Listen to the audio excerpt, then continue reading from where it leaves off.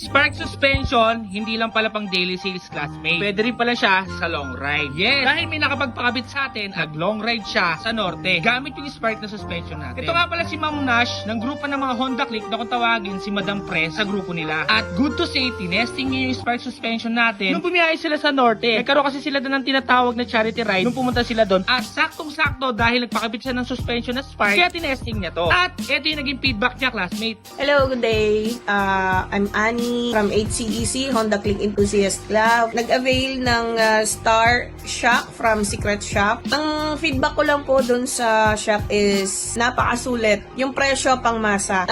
Nasabi ko po ito dahil napatunayan ko na yung shock mula Cavite hanggang Isabela sa bayan ng Anandangan, hindi ako binigyan ng problema sa kalsada.